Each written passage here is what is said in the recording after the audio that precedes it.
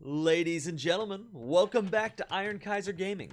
I hope you guys are having a great day out there. I had a really interesting game recently that I think demonstrates some really interesting tips and tricks, some techniques, some principles of Age of Empires 2 online gameplay that I think are definitely worth sharing, including what I am calling the secret strength of the one-trick pony Sieves and the danger of the trash trap. Now, what are those things, Kaiser, you might ask? Well, we're going to find out in this game, and I'll introduce them as they come up. But first, let's go ahead and just introduce our game here and the situation. Let's skip ahead just a little bit. We're playing on Arabia, of course, the classic map. I am in the red, playing as the Ethiopians, and my opponent, Sizzling Up 2005, is playing as the Mongols. So if you know your civilizations, you probably know how this would likely pan out. Ethiopians, archer civilization, right? Probably going to open up straight archers, maybe men-at-arms rush into archers. Those are the typical plays. Mongols, you know, the long-term game plan is Mongudai, their unique unit. They could open archers, they could open scouts. Mongols aren't half bad at either, but the long-term plan is Cav Archer and specifically Mongudai, right? So, that's in the back of my mind as we open up the game, and, you know, what I'm thinking is if the typical compositions pan out, archers typically beat, you know, Cav Archer. And so that archers, you know, man-to-man, you know, given equal resources and that kind of thing, archers will typically beat Cav Archer, and they should beat Mongudai. So, you know, I'm feeling pretty good as we start off the game. But, of course, you know, games are really not won or lost at the Civ level. You still got to be aware of the map. You got to be aware of your opponent and their approach to things. So, got to keep all of that in mind, you know, and so I'm definitely wanting to stay on my A game. And I had also, at the time that I've been recording this, I had recently suffered a pretty nasty set of losses. So I was also wanting to make sure, boy, I got to be on top of things and just really bring my A game, because I had taken some losses. Some of those were justified. Some of, you know, some of them I just got outplayed. Some of them I felt like I just played sloppily, you know. Now, here is the first principle, and something that I've mentioned in previous videos. If you're a longtime viewer, you've noticed how I often talk about losing my scout to the enemy TC. Well, I'm really trying to get better at that, and fortunately here, I take some damage, but I'm pretty fast to react, and I save my scout. This is a small moment, and one of those things that if you're a lower elo player, you probably lose your scout a lot too. And it's important not to give up if you lose your scout. You know, if you do lose the scout, by all means, keep the morale up, stay in there. But don't underestimate just how important it can be to keep this scout alive. And this is actually going to show up in this game. So this is a really great model for demonstrating how important it is to keep that scout alive, because, not because the scout will necessarily get any kills or do any damage, but the intelligence that you can get from having your scout up can mean an awful lot. And here we have, you know, Sizzling Up's scout. He's doing the same thing, scouting around, trying to figure out what's going on. He sees the walls going up, right? And that's what I'm playing kind of more of a defensive economic approach, right? Notice how, so I have a few more vills than him. I'm kind of going for a, I don't know if I'd call it a fast castle per se, but again, more of a stronger eco-focused build. Sizzling Up is, you know, he hit 22 vills, and now he's queuing up to the feudal age. So he's going for a rush sort of timing, right? That's typically, if you're teching up to the next age with 22 vills or less, that is typically an attempt to try to get up to the next age as quickly as possible to do some damage right away. That is your strength, is you can get damage out right away, maybe before your opponent is ready. But you're sort of weakening your long-term potential if you don't do damage. There's more potential in staying in the Dark Age longer, getting up to maybe something like 26 Vils, maybe 29 Vils at an extreme, in order to get up to the Castle Age quickly, and that's where you have really strong units, right?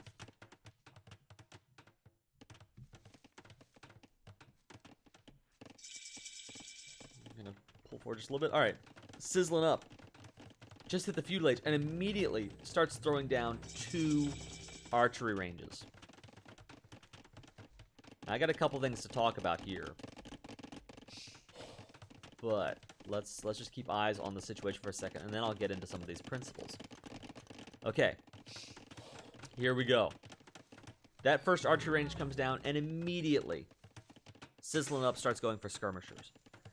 There is a lot of intelligence to this decision, right? He knows that I'm Ethiopians. Ethiopians are likely to go archers, and indeed, let me see, as soon as I hit... Okay, I got my barracks up. As soon as I hit the feudal age, I mean, that is the first thing that I do. I go for an archery range. That's a pretty typical play, right?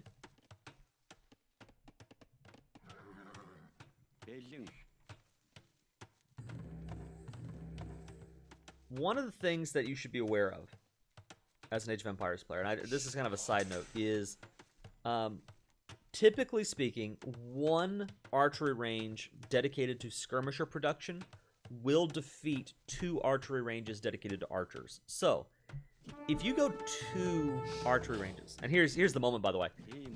I see my scout, right? The scout comes by. Because he stayed alive, I went, strolling by to kind of figure out what sort of military is going on. Typically, a lot of people build their military forward, towards the enemy base. So I purposefully set my scout to move forward, in front of the enemy town center, see what kind of military is out there. And I noticed right away all of these skirmishers, right? And for that reason, I say, hey, wait a minute. Let me actually throw a stable down instead. He's preemptively... I haven't really done much of anything with the archery range. I got 1 archer out, but otherwise, I'm just going to go ahead and get a stable out and maybe take that approach. So, the scout is alive. He saw the skirmishers. And that leads me to talk about the secret strength of the one-trick pony Sieves. What do I mean by a one-trick pony Civ? I mean any civilization where it is, quote-unquote, obvious what that civilization is going to do. If you are up against the Franks, or maybe something like the Lithuanians, right? It is obvious that that civilization wants to go cavalry. For the Franks, maybe it's scouts, maybe it's knights, but they want to go cav. If you're playing against the Mayans, the Britons, the Ethiopians, it is obvious they're going to go archers, right? That is their thing. That is all they do, right? If you're going up against the Goths, of course they're going to go infantry. That's their thing. And when we talk about the strengths of these civs, like the Ethiopians, for example, on this map, we're looking at, their archers fire faster, and, they have the pikeman upgrade, right? But it's all about the archers, and you get the extra wood and gold as you tech up, so they're able to afford archers more easily. So, boy, archers, archers, archers, right? Or, of course, if we were talking about the Franks, about whatever. The secret strength of these civilizations is found in the mind game potential to actually do something other than what you expect. The secret thing that doesn't show up on the civilization card, you're not going to see in their list of strengths and weaknesses, may actually not play archers, right? But it's there, and it's true. With a flexible civilization like the Vikings, it's sort of built into the cake if you know your civs. Oh, well, Vikings can do anything. So if you're playing against Vikings, you're aware, be alert, be ready for the possibility. But you don't tend to think that against something like the Ethiopians, right?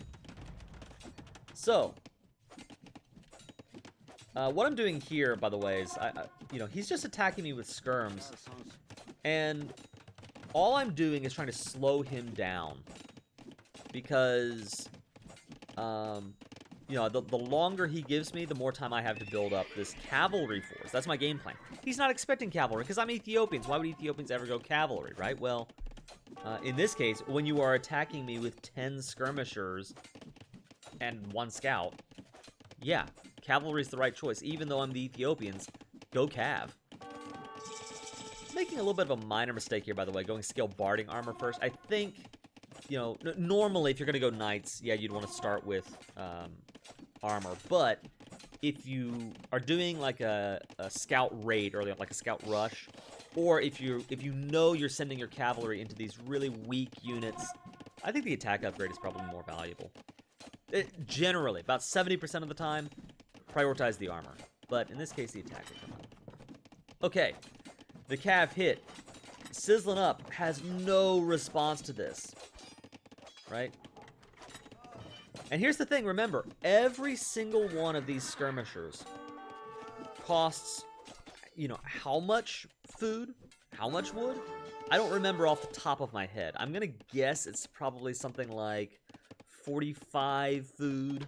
I'm actually gonna, you know what? I'm gonna check that right now. Let's do a little bit of math. Pop up in the game here and say, okay, well, what about skirmishers? 25 food and 35 wood. Right? So, every single one of those guys, 25 food, 35 wood. And that was 10 of them. So that's 250 wood, 350... I'm sorry, yeah, 250 food, 350 wood, just completely down the drain. Right? They didn't really accomplish anything. They didn't get any vill kills. They maybe pressured me off gold for a little bit. Right? But this is what I call the secret strength of these one-trick pony civs. Opponents get lax. And notice, by the way, too, one of the things that I did in making this move is I built my walls. So, you know, Sizzling Up had no idea what was going on inside, and I built those production buildings inside the base. I didn't use the stables as part of the wall. You know, so he had no idea these stables were even up. It completely caught him by surprise. Right? And that gets me to maybe the other principle of, you know, that I think is highlighted in this game, which is beware the trash trap. And what do I mean by the trash trap? Well, it's a really fun way of saying, you know, beware and understand the nature of counter units. Right?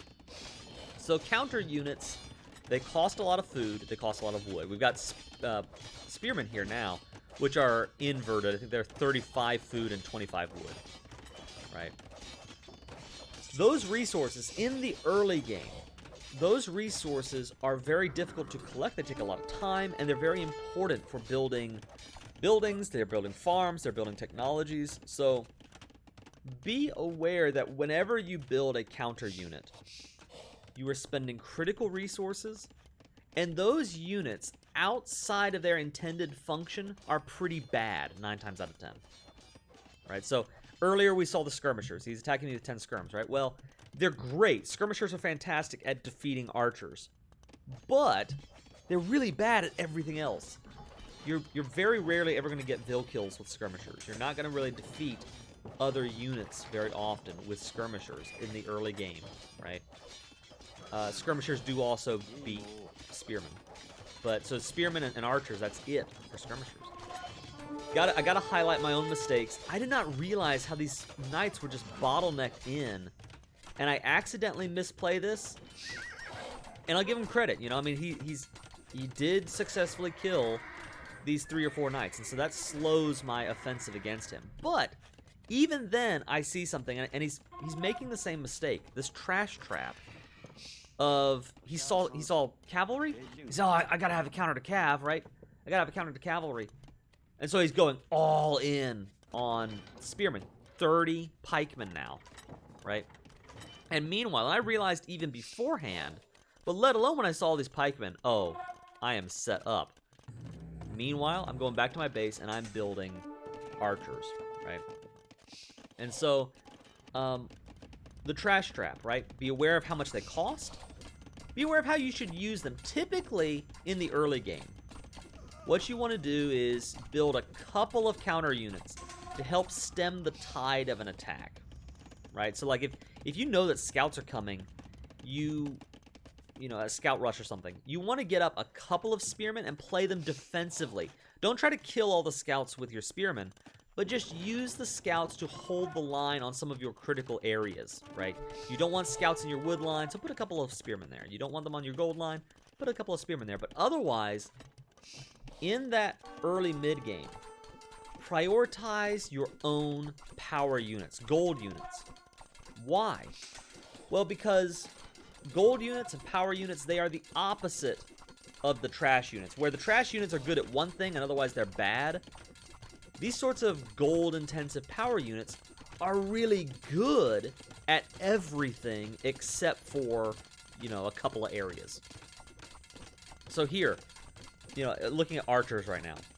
Archers are good at just about everything. They kill most all units except for a few. You know, they lose to skirmishers. They lose to they can lose to mangonel if you're not careful. There is a way that you can actually beat mangonel, and there are times where you'll beat skirmishers even then with archers. But you know, those are kind of considered the weak points. Otherwise, archers are great at taking out infantry. So guess what? Here we've got, what is this? 18 spearmen, right? They got him through a hole. So now the spearmen are trying to raid. They're trying to attack. And again, spearmen, if they're not fighting cavalry, they're not very good. He's not going to get a lot of damage on my, you know, on my economy. Yeah, he's stalling me for a little bit. And he got, so far, 3 Vil kills. Okay, yeah. He ended up, let me see. Okay, he got 4. He got 5. He's got 5 Vil kills, so that's good for him. He's 5 eco down. That's nice. Was that worth losing something like 20 pikemen? And there was 2 skirmishers there that went down, and let's see, dude. Does he lose these guys too? Maybe. I honestly don't know. Let's find out. I'm moving forward. Yeah, no, okay. So I'm moving forward. I'm not even that worried about 2 skirmishers and 1 scout. Maybe I'm focused on other things. But here we go. You know, more spearmen going down. And this is sort of the thing you want to be aware of, is how to use these counter units correctly and how to use them incorrectly. And in this case, you know, early on, sizzling up, assumed I would go archers and went all in on skirmishers. Just put his entire economy and slowed down his castlage, slowed down a lot of important technologies in order to dedicate all of that food and that wood into fighting archers. That was just wasted because I actually saw it and I went cav instead. And then the moment he saw the cavalry, he's like, well, okay, the Ethiopian player, he's going cav, so I need everything into, you know, pikemen. And that, again, a lot of food, a lot of wood down the drain. When what he should have been doing, if I were in his shoes, my thought process is, okay, you know, if I know he's going to do something, it's smart to get a couple of skirmishers up just in case. And there's a time and a place for skirmishers, but my thinking and my long-term game plan is, how do I get my own power unit out on the field? My question is, like, I kind of start at the end. I want to win the game. So how am I going to win the game? Well, I'm Mongol, so I'm going to focus on, you know, Mongudai, most likely, right? Well, I know that he's going to go archers, or he's probably going to go archers, and archers might actually beat Mongudai. Well, in that case, I either need to plan around that. Like, I'm still going to go Mongudai, but I'm going to try to be more mobile, you know, and attack where the archers are not and win that way by attrition. Or maybe I think to myself, well, in that case, I need to prioritize mangonel. Because even now, like you're seeing right here, with my archer horde, I'm doing way better than him, but I'm scared of that mangonel. Right? I don't want to lose my entire archer force to a lucky mangonel shot. So, for him, maybe what he should have done was walled up, which he did, played defensively, and get mangonels out right away. And then have some spearmen up to protect the mangonel, have some skirmishers up, you know, to be that anti-archer force. And then consider, like, should I be going knights? Should I be going archers of my own? Should I be going, you know, cav archer or Mongudai, right? Focus and prioritize those gold units, those power units. And just be very careful about going very heavy into counter units. Now, of course, that all changes if you're in the post-imperial age, you know, you've run out of gold, and then it becomes armies of, you know, halberdier and, you know, elite skirmisher and scout cav, right? But I'm talking about in this sort of early game kind of situation.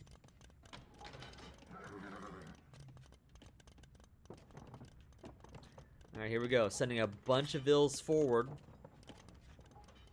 And right now, you know, he's got a vill lead, actually. Good for him. I've let my eco lapse. But, you know, I've got a military lead, and I'm going to put a castle down. And watch this!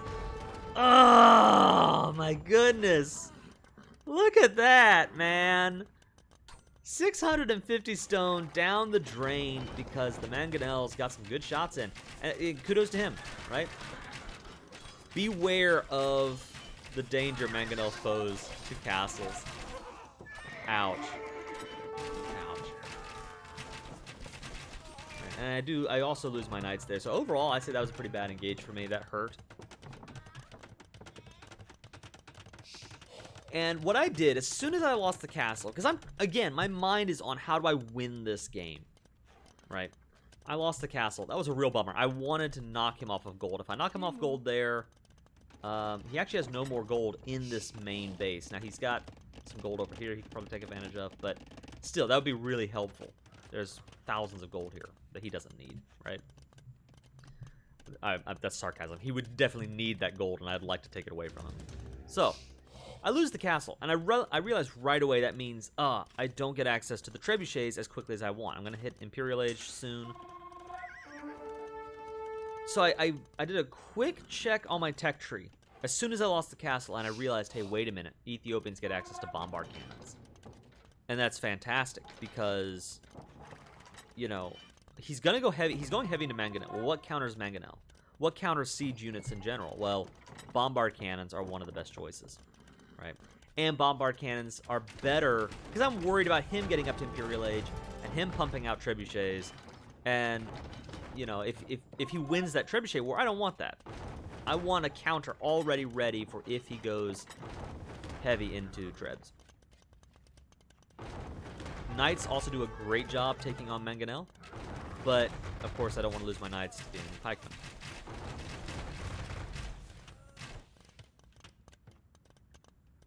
So, we're playing this really dangerous dance. I'm trying to whittle away at his pikeman numbers without losing my archers to the Mangonel. Alright, so far so good. And if he, you know, if he plays it right, it looks like he's retreating, which I think is a smart move. Yeah, just pull back. Yep. Smartly played, I think, by both parties there. I got some pikeman kills, so I'm pretty happy, but I did not get the army-destroying moment that I wanted. Uh-oh. Wait a minute. He's moving back in. Now, that's a mistake. Why would he do that? He probably misclicked more than anything, I'm guessing.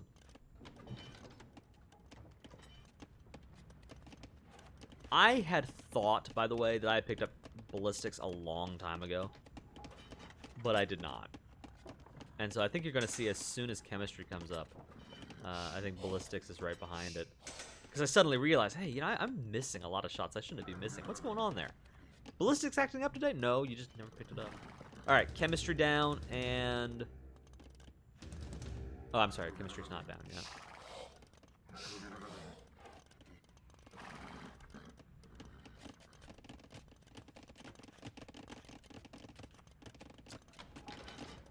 Do I have a market? There it is. There's ballistics right there. Also, notice I didn't really put a spotlight on this. Got the monastery up. When you have control of the map, take the time. You know, just take a second to breathe, throw down a monastery, and, you know, get out a single month to go and grab some relics. And maybe remember to send them back to the monastery. Don't be like this guy. Just chilling, you know, admiring the relic. You know, it's a piece of the Holy Cross, right? Okay, here we go, here we go. So, as soon as chemistry comes up, I start prioritizing these bombard cannons.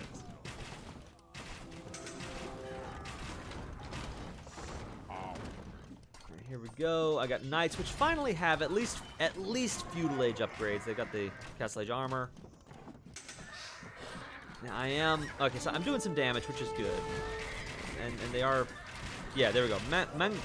That's great. The mangonels are down, and with the mangonels down, I feel pretty safe with my arbalest to go in. Now, yeah, he does have skirmishers, but they are skirms that don't have, actually just plain don't get Imperial Age armor. And the numbers were so wildly in my favor that just because you see a counter unit doesn't mean you should run. You know, in this case, I've got, what is this here? I got 50 arbalest versus, what was that, maybe like 10 skirmishers? And I knew that I could just focus fire them down and will them down. And I might lose 1 or 2 archers, but I can keep the momentum going. I remember Mangudai has bonus damage versus siege units, so I gotta be very careful with my bombard cannons not to lose them to the Mangudai. But yeah, so, you know, I might lose a couple of archers, but that's a price I'm willing to pay in order to keep the momentum going and to take out all of those skirmishers. Now, you have to be careful with that, of course, because if you keep taking those trades, at this stage in the game, in the Imperial Age, wood and food are you know, if they balance their economy right, wood and food are much easier to come by. They're pretty cheap resources, and gold becomes much more expensive, if you will. In the early Castle Age, gold actually collects rather quickly. There's a lot of gold on the map. Gold is not as vital as it is at this stage in the game. Gold starts running out. You got a lot more food and wood than you do gold. So if you keep taking trades, you know, like down, I had 50 archers. Now I've got 40 archers. Now I've got 38 archers.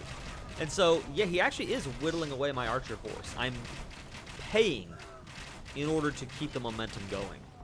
And so you've got to be aware of that if you take these sorts of, you know, counter trades. But, you know, ultimately, I think it's working out for me. I'm willing to take that trade to protect the bombard cannons, keep the power going. My archers definitely beat the Mangudai.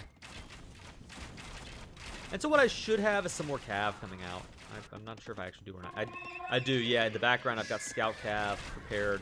And the whole point of the scout cav, in kind of this late game, scout cav and this late game situation, is just to be ready to counter the skirmishers as they come out. Get them in there, and, you know, because skirmishers are terrible against everything that's not archers. Everything that's not archers or spearmen, right? So he sort of cored out his main base. Yeah, he's got the space over to the side. He's continuing to produce. Well, he was producing Mangudai, but the problem is archers beat Mangudai.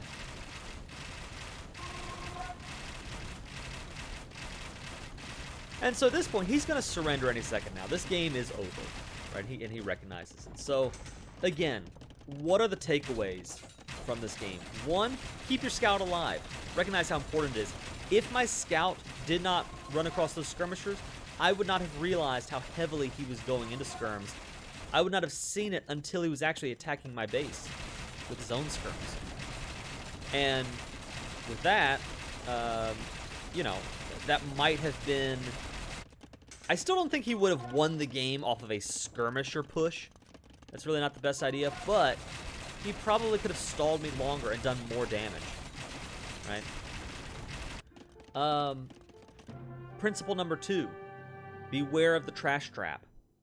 You know, with any civilization, any game, be aware of the dangers of going all in, you know, 30 pikemen, 30 halberdier or whatever, 30 spearmen, when you see a couple of scouts.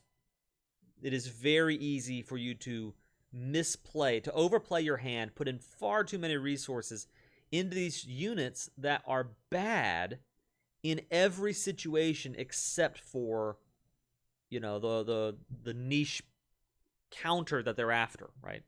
Spearmen are terrible against everything except for cavalry. You know, they can ultimately do okay eventually at destroying buildings, you know, like okay. They're not even that good at that.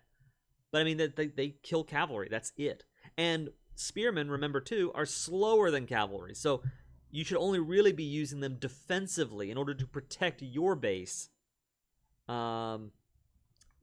It's a very dangerous thing to look at spearmen as a unit to win the game on, because the cavalry would just run around you and get into your base and kill your bills anyway, right? always have in the back of your mind, how am I going to win this game? And you're very rarely going to win the game on spearmen or skirmishers, right? You win the game on knights or archers, maybe infantry, maybe monks, siege, but you want to prioritize those units. Don't get trapped into building hundreds and hundreds.